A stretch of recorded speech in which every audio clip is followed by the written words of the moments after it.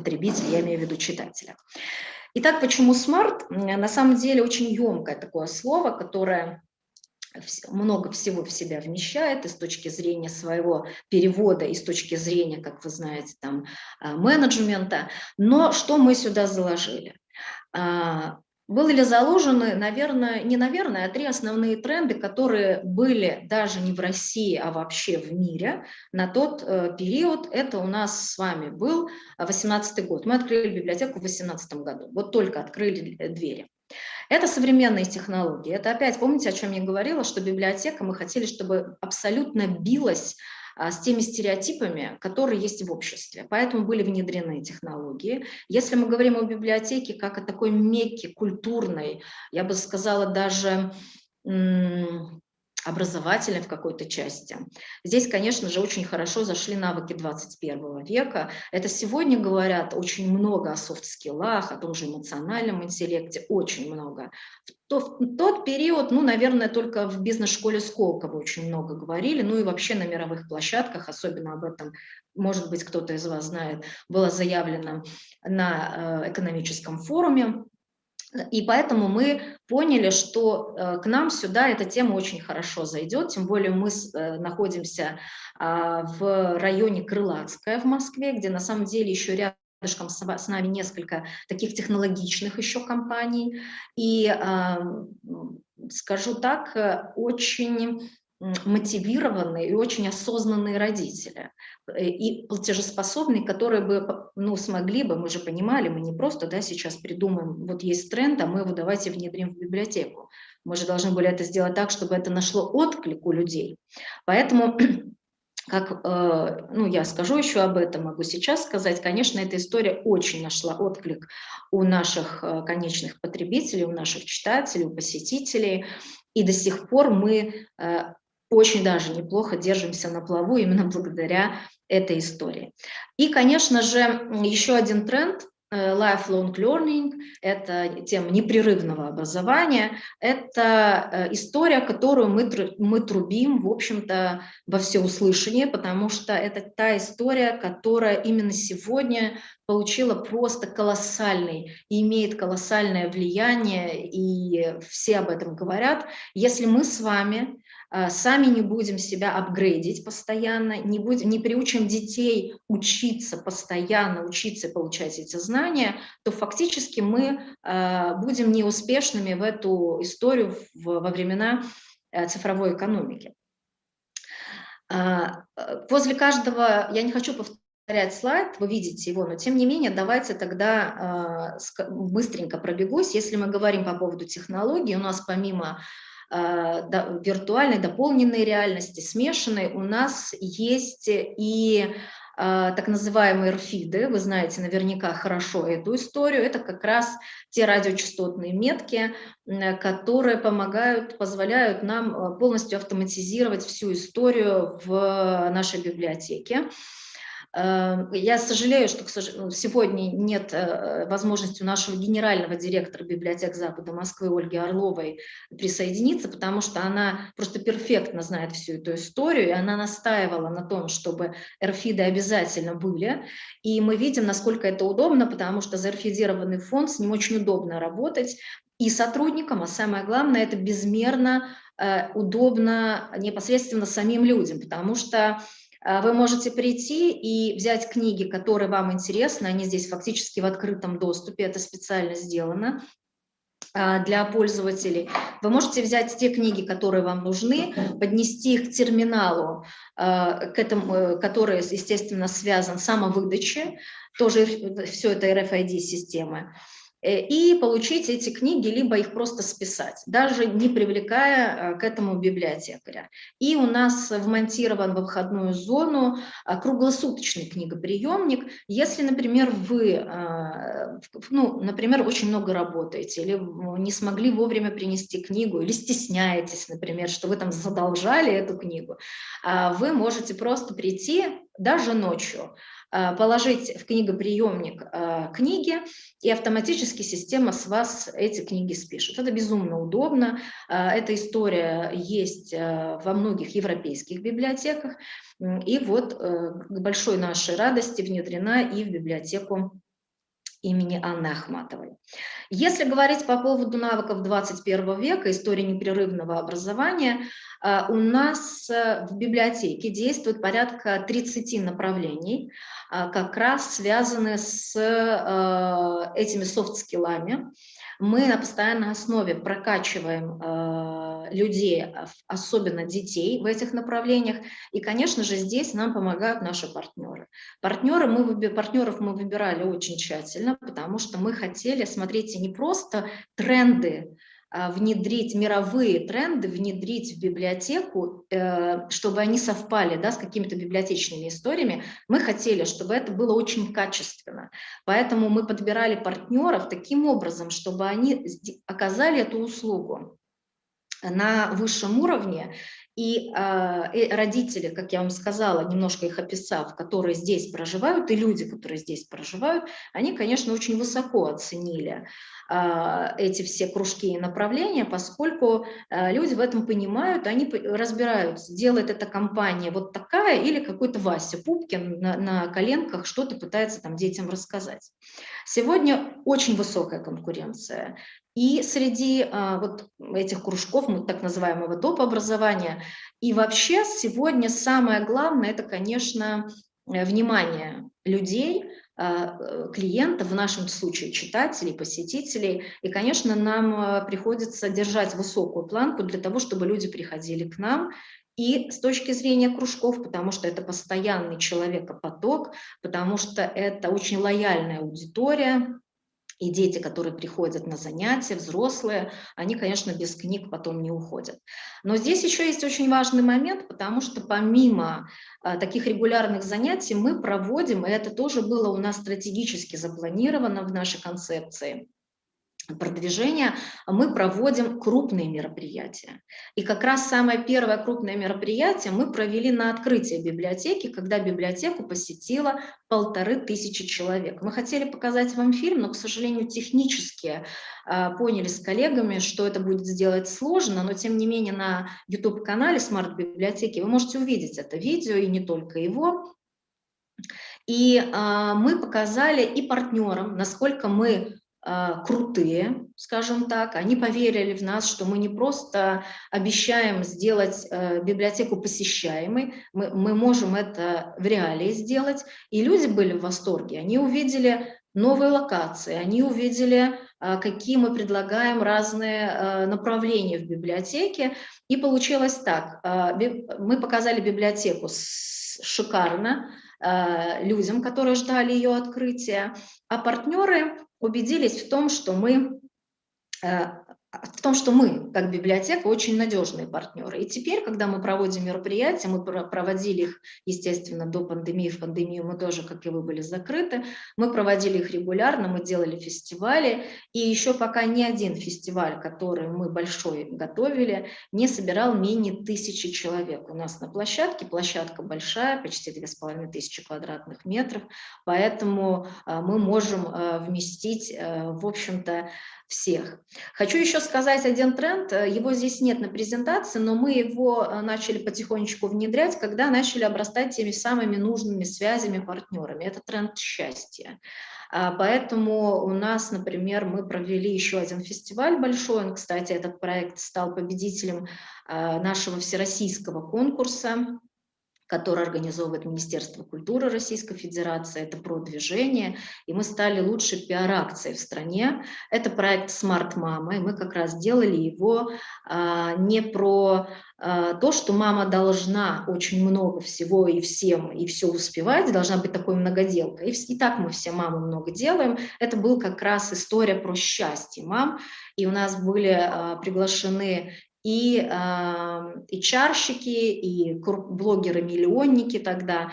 Этот фильм, кстати, тоже есть на YouTube-канале Смарт-библиотеки, вы можете его посмотреть, я думаю, вам очень понравится, это было невероятно тепло и здорово, собственно, как и все наши мероприятия.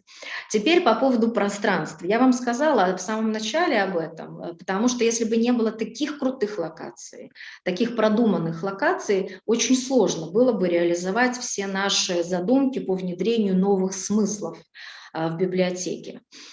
Во-первых, как я сказала, очень много света, очень много пространства. Практически вся мебель, которую вы видите и здесь, и вообще, которая есть в библиотеке, она очень быстро ее можно трансформировать, переставить куда удобно, куда нужно. Например, вот видите на нижней фотографии, это детское отделение, такие красивые буквы стоят, дети их обожают, они там просто зависают, уж простите мне это слово. Например, эти буквы, они у нас на колесиках, ну, например, да, и как, собственно, и вся мебель, техника, которая есть в библиотеке. Безусловно, очень мы гордимся, очень правильно было продумано изначально, что в библиотеке есть собственное кафе, типография своя, есть кинозал, он как раз изображен в верхнем правом углу с такими темными стульями, они тоже трансформируются, это безумно удобно, потому что мы там проводим и кинопоказы, и спектакли невероятные для детей, и другие мероприятия, это удобно. У нас есть своя студия звукозаписи, которую мы открыли уже после пандемии, которая тоже пользуется спросом, потому что, ну, сейчас вообще тема даже тех же подкастов, она очень интересная, она очень популярна, скажем так. И единственное здесь вопрос, насколько в этой конкуренции можно выжить, но, тем не менее, людям это очень интересно, потому что приходят и песни записывать и так далее. Но не буду отвлекаться, пройдусь все-таки про пространством. Вы знаете, вот в нижнем слева углу это наш главный зал, это зал «Холмы». Просто великолепнейший зал. Люди, которые приходят к нам знакомиться с библиотекой, они, во-первых, когда попадают в пространство, они все говорят «вау», а затем, когда они проходят в этот зал, они, конечно, они просто, ну, скажем так, ошарашены такой локацией, которая есть. Помимо красоты, это еще многофункциональный зал, мы можем практически провести мероприятие любой сложности. И скажу вам, что в самом начале, когда мы как раз понимали, как важно нам сейчас найти и обратить к себе важных, ключевых, нужных партнеров, вот, например, в этот период мы смогли договориться с очень умными людьми. Вообще у нас здесь такое сосредоточение очень умных, продвинутых людей.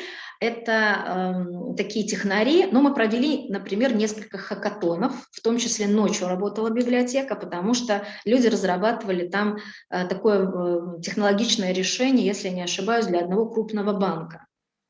И фактически вся библиотека была задействована в этот момент, потому что разные специалисты, как обычно в хакатонах происходит, выполняли какие-то свои части задач.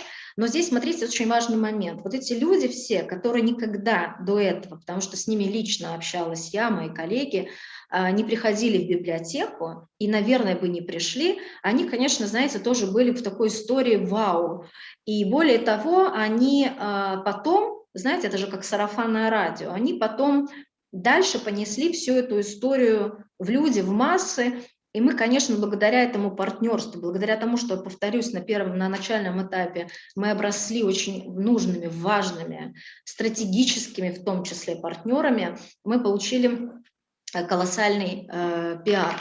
В библиотеке везде есть Wi-Fi, абсолютно бесплатный.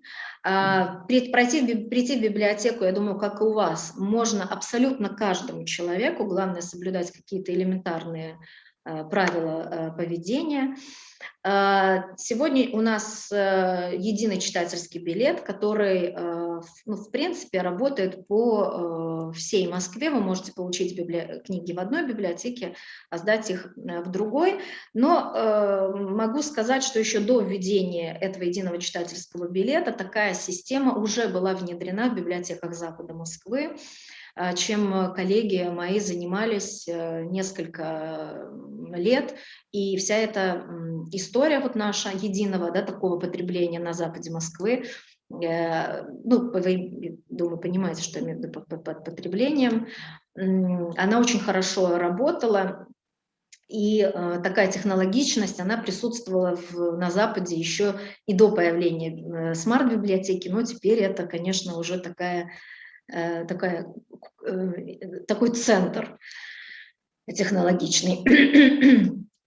По поводу каналов коммуникации, я думаю, у многих сейчас возник вопрос, как же вы собираете там мероприятия по 1000 человек, как вы это делаете. Этот слайд подготовил наш пиар-специалист, собственно, которая этим и занимается. Мы изначально, как только начали работать над кейсом смарт-библиотеки, мы разработали лендинг, вы видите его, он здесь изображен вверху, и собирали, что всем рекомендую вам. Я люблю вообще, чтобы все выступления были не о том, что какие мы здоровские, а чтобы они несли пользу. Вот, надеюсь, этот слайд будет тоже вам полезен. Собирать базу подписчиков, с которыми вы будете взаимодействовать. Ну, про соцсети это все понятно. Сейчас у всех есть соцсети, но тоже их важно грамотно вести. Мы, например, тоже скажу, очень такой приятный момент.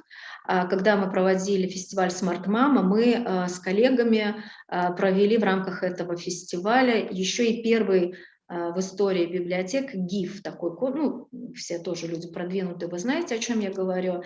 И благодаря этому тоже очень даже подтянули количество подписчиков в наших соцсетях, помимо там, пиара, который мы получили. Но я вам хочу сказать, что вот те подписчики, которых мы собираем электронную базу, да, такие тот самый email-маркетинг, это тоже очень важная вещь, потому что вы можете нажатием одной кнопки про все ваши ключевые топовые мероприятия, про все ваши достижения огромному количеству людей сообщить. Тем более сегодня мы еще делаем несколько новых проектов уже в рамках библиотек Запада Москвы, и для нас это, конечно, большое дело, потому что мы можем туда и видеоролики внедрять, и ссылки на YouTube и так далее. Поэтому та вещь, которая, если вдруг вы этого не делаете, просто рекомендую, это безумно важно и интересно. Благодаря тому, что мы делали очень много разных активностей, в том числе больших фестивалей в первый год в библиотеке, когда нужно было ее поддерживать абсолютно, наверное, 24/7, но мы, конечно же, получили огромное количество упоминаний СМИ, и это тоже важно. Я знаю, что СМИ далеко не всегда идут навстречу и пишут о чем-то, но, тем не менее, здесь нужно тоже... Мне здесь недавно задали вопрос, ну как же вы это делаете? Ну, во-первых, никто не отменял техники составления релизов, никто не отменял те, например, там, дни, время, когда нужно определять, отправлять тем или иным коллегам, журналистам. Конечно, нужно с ними быть и на связи и так далее, это одна история. Но есть очень важный момент. Это все механика. Но если вы не сделаете крутое действительно мероприятие, не крутое с вашей точки зрения, а то, которое будет востребовано в обществе, которое не будет востребовано реальными людьми, которые ножками дотопают или нажмут кнопочку посмотреть там ваш некий информационный продукт, тогда никакие механики и никакие релизы, если у вас там даже супер пиарщики отлично пишут, но тогда ничего не зайдет. Поэтому... Конечно, очень важно генерить крутые собственные мероприятия. Я понимаю, что это сложно сделать без бюджетов, у нас их тоже нет, но, повторюсь, мы это делаем благодаря партнерам, партнерской нашей сети, с которыми мы, в общем-то, постоянно на связи даже в выходные, потому что понимаем, как для нас эти люди важны, а мы, надеюсь, для них. Здесь еще нужно сказать тоже важный момент, потому что все наши партнеры, еще помимо того, что они делают очень классное качество услуги, ну, продукта, они имеют большие свои хорошие маркетинговые отделы. И это тоже такой лайфхак, которым с вами делюсь. Я понимаю, уже нас смотрит профсообщество, слушает.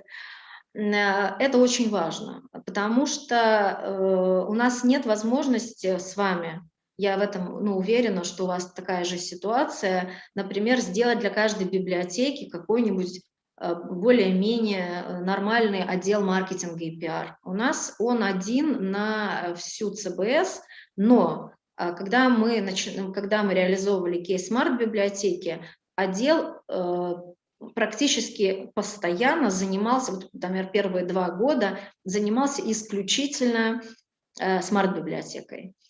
И то мы бы, если без этих партнеров, мы бы, конечно, ничего не сделали. Это такая история, знаете, вот этого кросс-маркетинга настоящего, когда мы подтягиваем какие-то свои активности, их подтягиваем к себе, а они это делают у себя. Ну и такие моменты, как внешние мероприятия, тоже никто не отменял. Если у вас есть возможность, обязательно это делайте. Я уже такая в учительницу превратилась сейчас, но надеюсь, это вам полезно и интересно, самое главное. Потому что если, например, ну есть, например, такая конференция, как TechCrunch, очень известная вообще в сфере образования, она очень там цитируемая и так далее, почему бы в ней не принять участие, там, или тот же фестиваль нашествия, и там мы принимали участие и во Всемирном цифровом саммите, и как раз вот во многие эти ну, такие солидные мероприятия нас как раз и подтягивали партнеры, которые нас узнали, когда мы делали эти колоссальные рассылки просто и стучались, говорили: ребят, мы тут открываем крутейшую библиотеку, у нас здесь будет точка кипения, у нас здесь будет столько народа, мы все сделаем красиво и правильно. Ну, в общем, кто-то не верил, как вы понимаете, просто нас отправляли в корзину, может, меня даже блокировал кто-то, потому что я дама такая настойчивая вообще сама по себе. Вот, может быть, и сейчас кто-то из нас, ну, из там, коллег это делает, но тем не менее те, кто в нас поверил, ни капельки не пожалел. И я говорю это не ради красного словца, это обратная связь от тех людей, которые вот с нами, причем это, как вы понимаете, очень солидные партнеры. Вот как раз эти самые мероприятия, я уже частично вам о них сказала, могу только еще, знаете, о чем вам, с чем поделиться. Когда библиотека еще была закрыта, в общем-то, технически закрыта, но она уже была готова принять людей, и вот до того самого мероприятия масштабного открытия, о котором я говорила, мы провели фестиваль «Смарт-семья», мы уже начали подтягивать партнеров, и у нас начал работать лагерь. Вы скажете, ну как же так, библиотеку еще не открыли, а уже у вас там какой-то лагерь работает. Ну, во-первых, это был очень классный лагерь, очень известный в Москве, на котором, знаете, с такой важной... Это важный момент, у которого была репутация. Это очень важно, прям принципиально. Если вы возьмете, опять скажу такое слово, может, нехорошее в эфире, живопырку какую-то, вы не получите эффекта никакого, вы только будете, вы свои силы будете тратить на пиар этого там лагеря или мероприятия или какой-то активности. Возьмите в начале, если вы там что-то делаете, да и не только в начале вообще, пытайтесь привлекать классных партнеров. Мы это сделали, нам это удалось, мы с людьми договорились, мы заключили, естественно, понятное дело, официальные договора, и у нас начал работать лагерь детей учили программированию, и уже молва пошла о том, что вау, там такая библиотека, там так круто, и там даже есть лагерь уже по программированию, а когда же открытие, когда же открытие. И вот мы не потихонечку эту всю, знаете, историю накачивали, потом вот свершилось то самое открытие, на которое пришло столько людей. Потом мы еще проводили фестиваль, например, фестиваль по билингвизму детей. Тема тоже очень даже не распространенная для библиотек. Как раз на это мероприятие мы подтянули абсолютно другую аудиторию, очень платежеспособную, которую пришли и сказали: да ладно, такие библиотеки есть, и еще и книги бесплатно. И потом они уже подтянули нам еще новых партнеров. Ну, давайте я, наверное, буду заканчивать, то я могу о библиотеке говорить бесконечно. Итак, то, что мы имеем на сегодняшний день, это наша история, которой мы гордимся. По поводу монетизации, да, мы зарабатываем неплохо. Я не могу сказать, что мы зарабатываем вау, столько денег. Нет, потому что я считаю, и генеральный директор Ольга Анатольевна Орлова эту историю поддерживает. Она считает, что мы можем зарабатывать больше, мы можем иметь еще больше пиар-охват, но, собственно, мы над этим работаем. Если Ольга Анатольевна нас услышит или увидит в записи, мы стараемся все вместе, всей нашей дружной компанией, командой. Ну, в общем-то, наверное, все. Я надеюсь, я никакой слайд тут не пропустила, и вам было интересно, вам было полезно. Ирина, спасибо большое, было очень интересно. Действительно, сейчас наши участники в основном это наши коллеги централизованной библиотечной системы нашего города Якутска. Тренды действительно отслеживаются, и мы увидели, что во многом наши интересы и как мы ориентируемся на читателей, как мы привлекаем людей, также совпадают, концепция работы. И, дорогие наши зрители, участники прямого эфира, можно будет задать свои вопросы в чате здесь, и также у нас параллельно идет трансляция в YouTube. И Айталина Романова задает такой вопрос. Отличная библиотека, как вы организовали свою работу во время карантина? Такой вопрос. Ну, во время карантина, собственно, как и все, мы были вынуждены вещать в зумах, и коллеги уже, отдел маркетинга в этом меньше принимал участие, коллеги уже сами организовывались, и они сделали несколько проектов, например, путешествовали, была тема связана с путешествиями.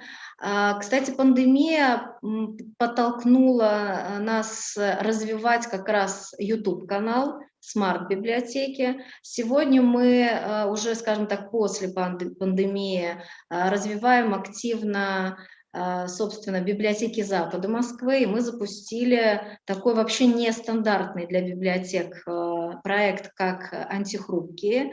Я надеюсь, что коллеги, которые сейчас слушают, я вижу здесь много женщин, в основном женщины, мы, собственно, поэтому и сделали эту историю. Так, у нас началась демонстрация какого-то... или что-то у меня, или я выпала. Коллеги, вы меня слышите? Да, вас слышно. Ага, да, это что-то у меня тут помехи какие-то. Вот мы, так как наш проект «Смарт Мама» стал победителем всероссийского конкурса продвижения, и мы в пандемии думали, так, что же делать? Мы собирали там по 1500 человек на этом мероприятии, на этом фестивале, он был, конечно, такой крутой, большой и так далее, но что же делать дальше? И мы решили уйти полностью в онлайн, поэтому мы смарт-маму переформатировали в цифру, и теперь у нас свой фактически информационный продукт. Это канал «Антихрупкие», это серия интервью, которую мы записываем, мы, сотрудники библиотек, записываем с очень интересными женщинами. Естественно, вы спросите, это писатели или еще кто-то? Абсолютно нет. Этот проект полностью направлен на то, чтобы разбивать те стереотипы, которые есть у людей. Он абсолютно имиджевый, и мы с этими женщинами говорим о том, почему антихрупкие, ну вы понимаете, по Талибу, мы говорим о том, как не просто выжить в такие непростые времена, но как еще и стать, собственно, сильнее, стать лучше, найти какие-то новые источники для вдохновения. Так, я вижу, у нас появились... Нет, очень хороший вопрос от Розали, вот то, что быстро смогла увидеть. Извините, если отчество не запомнила, не озвучила. Очень хороший вопрос. У нас есть оператор и человек, который это монтирует. Потому что, давайте откровенно, если будет каждый что-то снимать, мы не получим качественного видеоконтента. Когда мы сидели с вами в изоляции, мы видели это невероятное количество прямых эфиров, тех же Zoom-конференций и так далее, и уже под конец мы просто были, мы немножко от них устали, потому что, и все это в Ютубе тоже там выкладывалось, потому что это было плохого качества. Я почему сказала, что очень хороший вопрос. Делать просто для того, чтобы делать, это не то. Я вот поэтому вас призываю, на самом деле мне будет очень приятно, если вы посмотрите те программы, которые мы уже отсняли на антихрупких, потому что там, например, есть, ну, прям интервью, не знаю, с главредом Forbes Woman, с Юлией Варшавской. И когда даже ее там пресс-служба, они спрашивали, секундочку, это библиотеки, вы точно? Мы сказали, мы точно. И она даже сюда приехала, она посмотрела, сказала, ну да, я в восторге, это здорово, и она не одна такая, их таких много, этих женщин. Конечно, мы говорим прям не о книгах и так далее, но тем не менее, я вернусь к вопросу. Для того, чтобы мы записывали эти интервью с этими женщинами, вы увидите, это прям хорошее качество такого видео, да, продукта. Мы до этого сняли такой пилот и отправили им. Потому что ни один бы уважающий себя человек не пошел бы в проект, даже из уважения глубокого к библиотекам, если бы это все снималось на какой-нибудь телефон. Поэтому вот у нас есть такой человек в штате, естественно, полностью сценарий ему прописываем мы, безусловно. Человек не может и снимать, и монтировать сам, и так далее. Это уже наша задача, нашего отдела. Все там договоренности и так далее со спикерами. Это, конечно, уже наша зона ответственности. Но, повторюсь, нет, конечно, если у вас есть какой-нибудь уникальный сотрудник, у нас, кстати, есть люди, которые здорово снимают на камеры, но это больше, знаете, они делают там для себя, для своих каких-то социальных сетей. Но если есть такой человек у вас, который умеет снимать, это дорогого стоит, берегите его. Если круто снимает и монтирует, кто знает, может быть, там у него какой-то супер телефон. Но мы снимаем на профессиональную камеру. Алло? Да, у нас тоже, кстати, в нашем отделе информационно-образовательном центре есть также в штате оператор, человек, который монтирует и снимает видео, Дмитрий, мой коллега.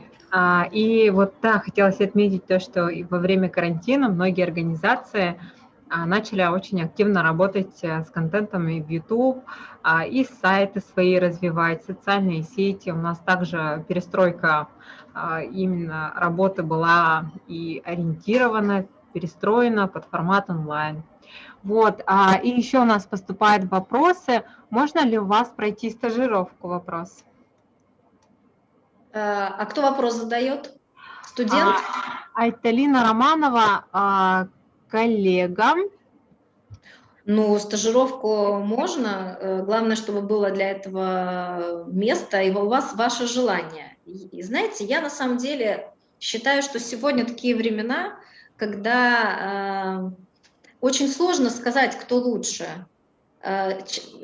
Специалист среднего возраста или совсем молодой там, мальчик или девочка, который приходит с горящими глазами и готов очень много делать. Или, например, то самое пресловутое мнение, что давайте мы тут всех бабушек выгоним из библиотек. Ребят, ну это несерьезно, потому что бабушка бабушке рознь. Есть люди, которые мега-специалисты. У нас, например, в этой библиотеке, в смарт-библиотеке, есть сотрудники, на которых, ну, скажем так, они, ну, назовем их 50+, на которых просто приходят читатели, и они очень классные, они продвинутые, они современные, они технически подкованные, помимо того, что они безумно здорово разбираются, собственно, в литературе. Поэтому приходите, ну, давайте, у меня там будут контакты, напишите. Слушайте, Коля, мы делаем этот эфир к Дню Всероссийскому библиотек. Я не могу сказать, что нельзя. Конечно, вдруг вы наша будущая звезда. А у нас звезд много в хорошем смысле слова, в ЦБСке в нашей. Спасибо за ответ. И вопрос от Альберта. Добрый день. Какой объем фондов в библиотеке, в смарт-библиотеке? Ну, был этот слайд, у нас 900 тысяч плюс такой объем на сегодняшний день. Да. Но я вам хочу сказать, что эта библиотека одна из немногих, которые очень активно обновляются. Вообще, ну, похвалюсь и просто скажу огромное спасибо коллегам, которые этим занимаются. Библиотеки Запада Москвы очень хорошо комплектуются и очень быстро обновляется фонд. Мы еще сейчас пробуем такую историю, я вот буду в Судаке на конференции об этом разговаривать, называется она «Свежая полка». Мы с издательствами, с крупными договорились, чтобы у нас книги, которые только-только выходят, они нам их просто дарили, мы их могли закомплектовать, нести в фонд в наш и сразу выставить на полке, чтобы время, которое проходит, ну, вы же знаете, от момента книги издания книги до ее попадания на нашу полку в библиотеках не проходило, например, там полгода или даже 3 месяца. И вот пока у нас все проходит неплохо, и мы фактически каждую неделю выдаем какие-то прям новые книги, чему безумно рады. Да, действительно хорошая система, потому мы тоже сотрудничаем с нашими компаниями издательскими, и часто проводим презентации книг региональных авторов, чтобы читатели могли и увидеть, что за книга, познакомиться с автором, те, кто уже прочитали, там, обсудить прочитанное, какие-то идеи, которые отражаются в книге. Вот. Конечно, конечно, это здорово, потому что книги же дорого сейчас стоят. Мы еще, знаете, что подтягиваем? Не просто какие-то книги, это бизнес-литература. И мы их берем в нескольких экземплярах на наши крупные библиотеки на западе Москвы, чтобы люди могли прийти, взять и сэкономить денежку. Это тоже важно. Почитать. Безусловно. Спасибо большое, Ирина. И сейчас мы бы хотели рассказать о нашей смарт-библиотеке. Так, и вопрос поступил от Розалии.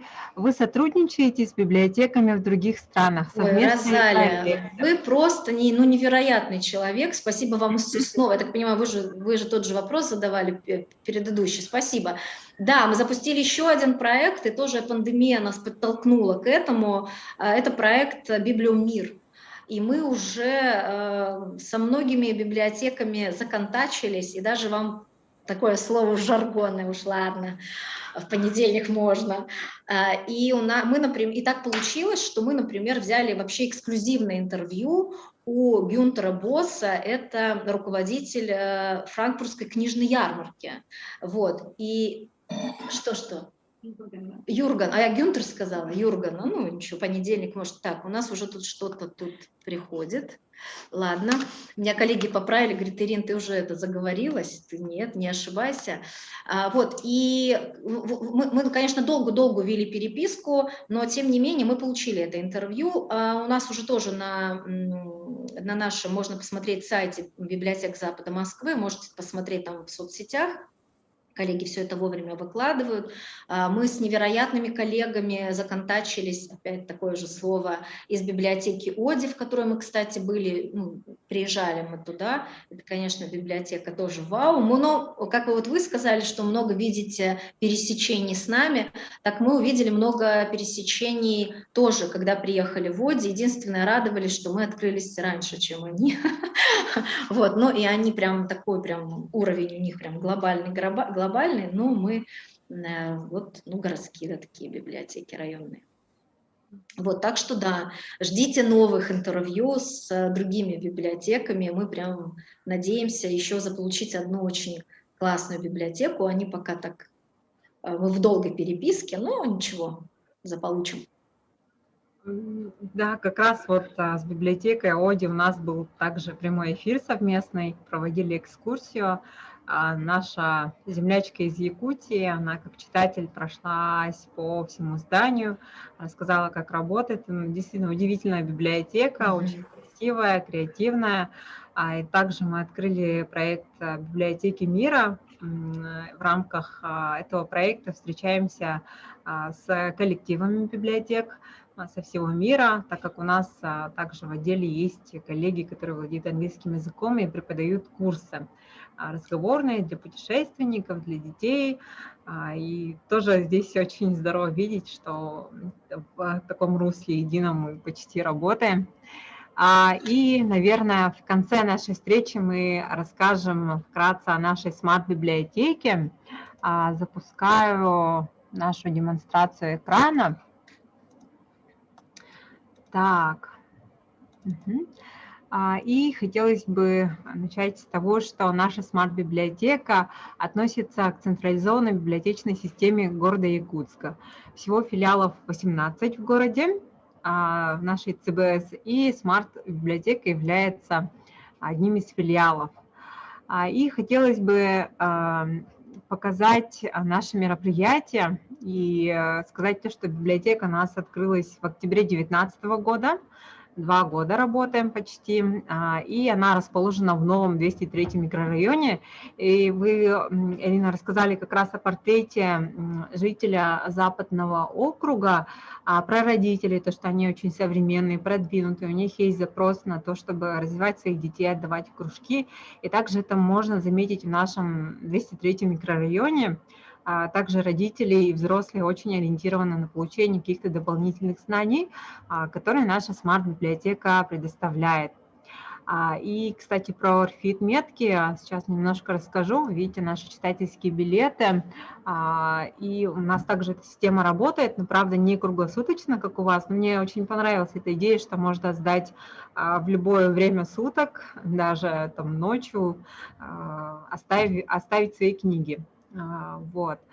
И насчет единого билета у нас ЦБС также планируется введение этого единого читательского билета в нескольких филиалах, но пока у нас вот читательские, да, 3 филиала объединить, но пока вот 3 крупнейших, пока у нас отдельно работает. Наши основные показатели – это фонд, то, что более 7000 экземпляров, но здесь у вас такое преимущество, прямо вот такое колоссальное. Но у нас библиотека новая, действительно мы работаем над пополнением книжного фонда.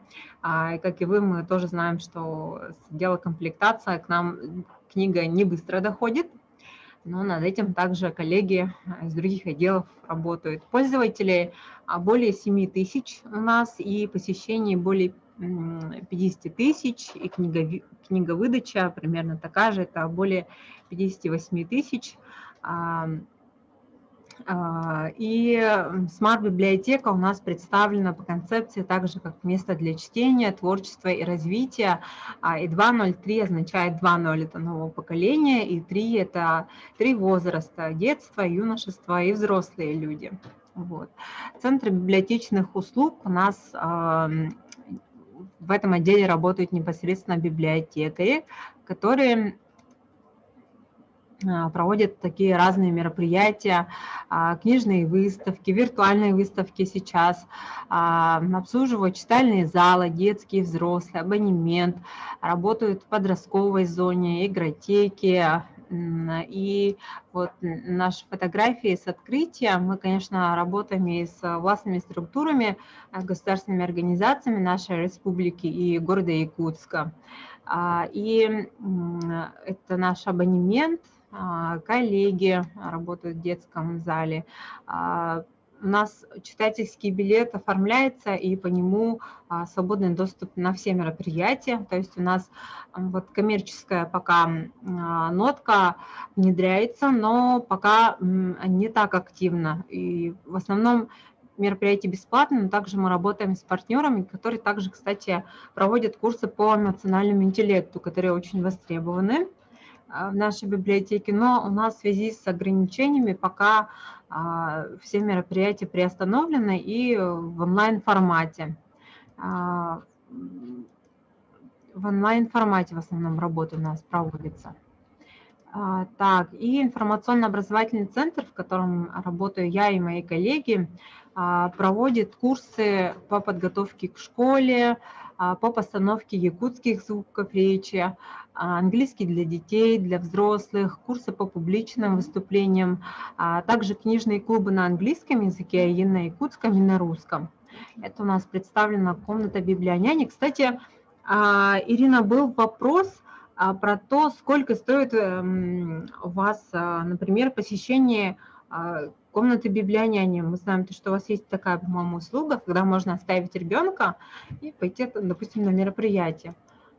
Вот такой вопрос. Ну, смотрите, слышите меня, да? То мы тут немножко отвалились были.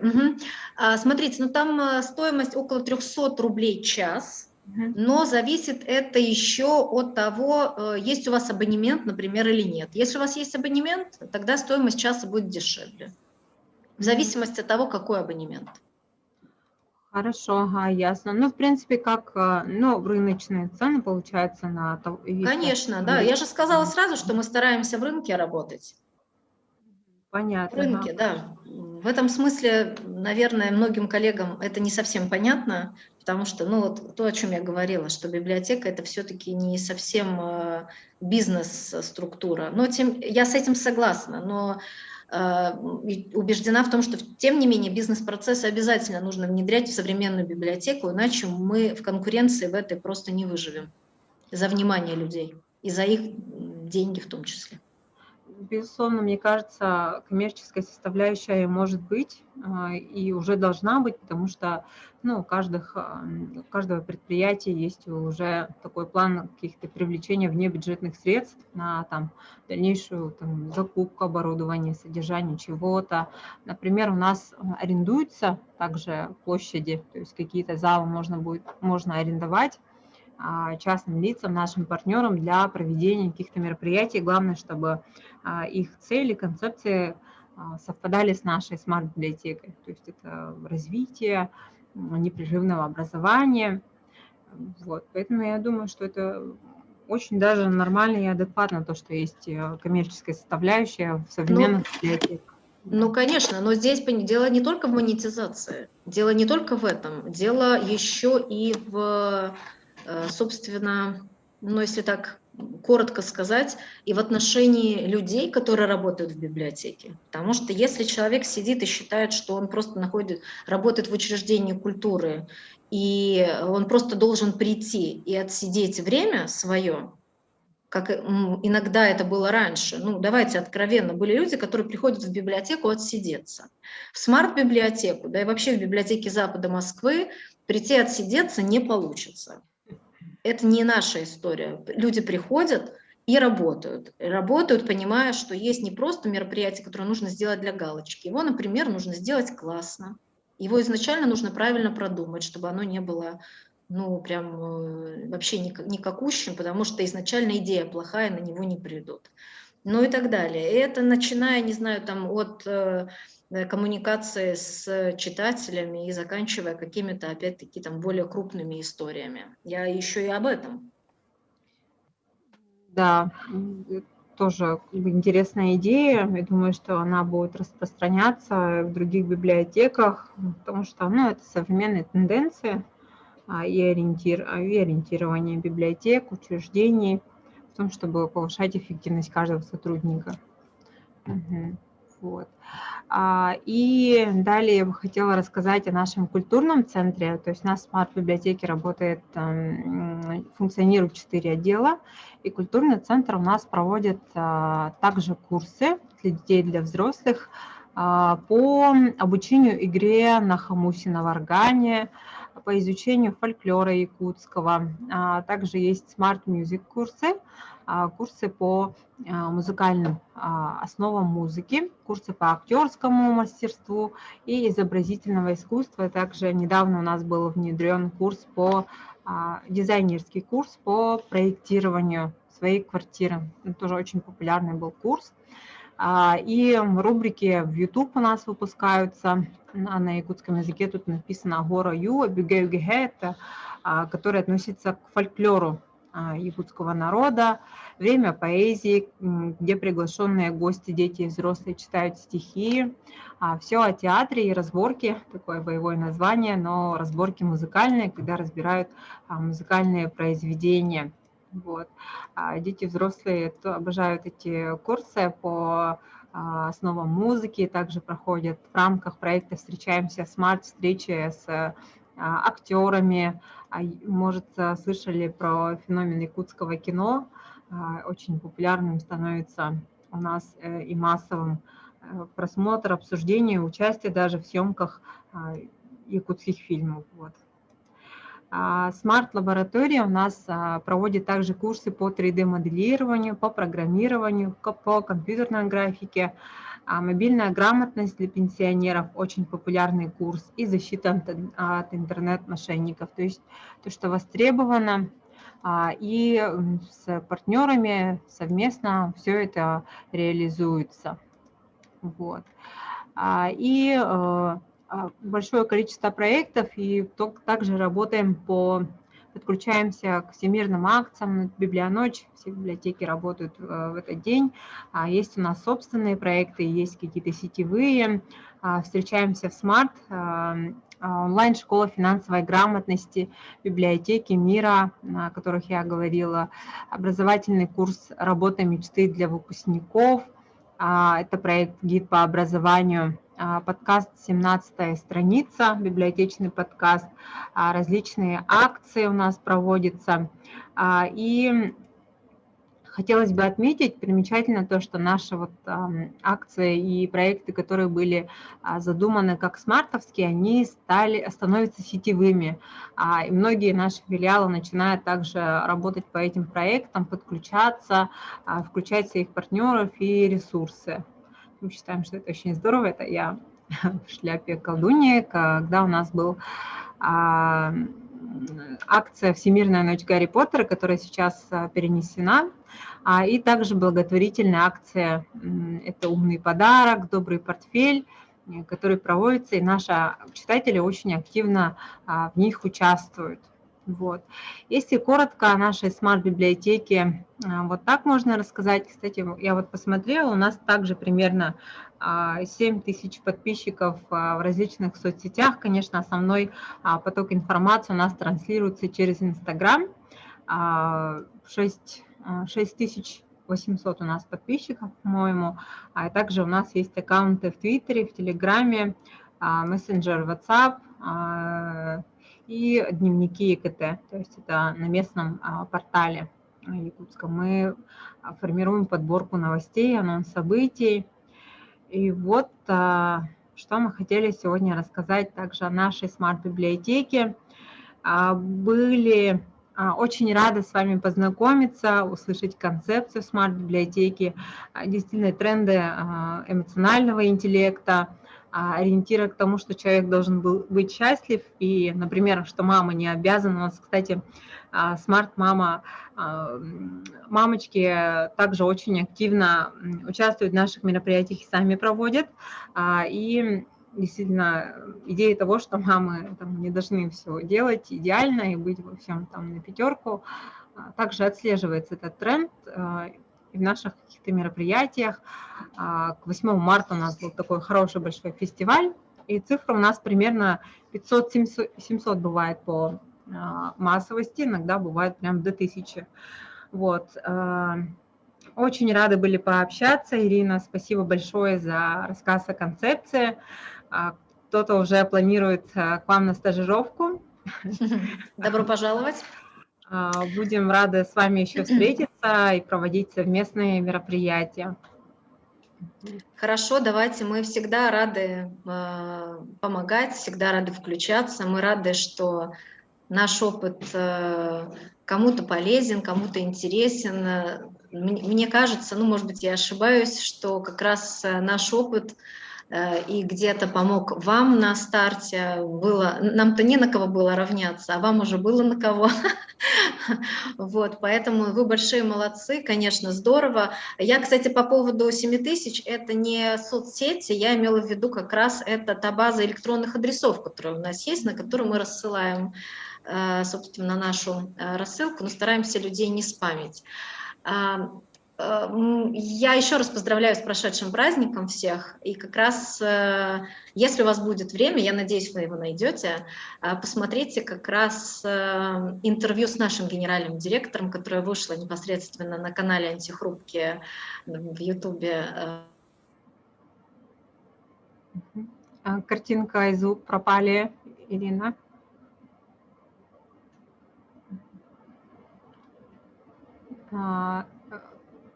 Ирина, что-то звук и картинка пропали совсем, то есть застыли. Так же не отражается, да? Ну что ж, дорогие наши зрители, мы очень рады, что вы сегодня подключились. В основном это коллеги. Наша трансляция будет сохранена в YouTube. Концепция смарт-библиотеки очень интересная, безусловно, как отметила Ирина. Когда создавалась концепция смарт-библиотеки Якутска, она во многом была ориентирована на концепцию смарт-библиотеки имени Анны Ахматовой. Ирина у нас, по-моему, отключилась. Если у вас будут предложения, Ирина подключается.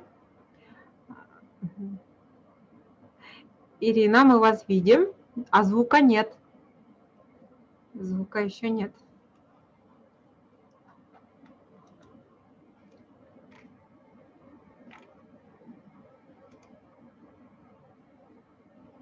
Да, звука нет еще.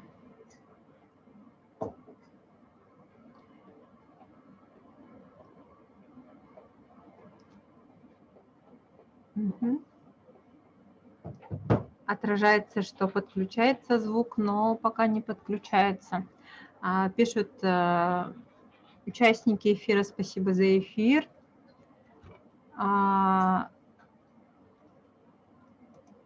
Так. Ага, то есть мы тут с какого-то гаджета все-таки подключим. У нас гаджеты наши Да, не выдержали. появился звук и картинка, все нормально. Здорово, здорово. Поэтому продолжу свою мысль. Посмотрите, мне кажется, это было здорово. И мы целенаправленно так все спланировали, чтобы наряду с такими топовыми спикерами, которые мы подбираем этот проект, в День библиотек был представитель библиотек. Мы взяли Ольгу Анатольевну не потому, что она наш начальник. Мы взяли ее, потому что действительно, если бы не она, такого бы кейса, как смарт-библиотека, первой библиотеки такой в стране, его бы просто не было.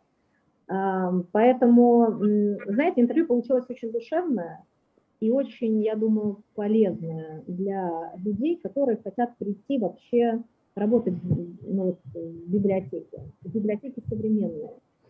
Поэтому welcome, как говорится. Спасибо большое, что нас слушали. Мне кажется, это люди, которые как раз очень увлеченные, которым интересно, которым не безразлично. И, на мой взгляд, именно таких люди и держатся. Звук пропадает, кажется, закрывается чем-то. Не слышите меня? Вот сейчас хорошо слышно. Эх, в общем, я говорила о том, что на увлеченных людях и держится этот мир, а библиотечный мир в первую очередь. Потому что не все хотят сменить, например, частную компанию, прийти работать в библиотеке, но люди некоторые это делают, и я уверена, они не жалеют об этом. Это должен кто-то сделать на местах, каждый ручками, ножками, головой. Недостаточно денег, которые государство выделяет. Нужны люди, особенно в век технологий. Это мы с вами. Безусловно. Ирина, хотела отметить то, что концепция смарт-библиотеки имени Ахматовой действительно вдохновила создателей смарт-библиотеки Якутска. И во многом концепция, она похожа, и мы вдохновлялись, когда готовили наши проекты, программы, и это очень здорово, что продолжается такой обмен идеями, и в дальнейшем мы будем, думаю, сотрудничать, общаться дальше, проводить совместные мероприятия. Спасибо большое, с прошедшим праздником, и до скорой встречи. Спасибо большое. Спасибо за теплые слова и за поздравления. До скорой встречи. Те, кто хочет прийти постажироваться, ждем вас. Позвоните мне или напишите. Хорошо, спасибо. У нас тоже вот пишут: спасибо за эфир, было очень приятно. До свидания. До свидания.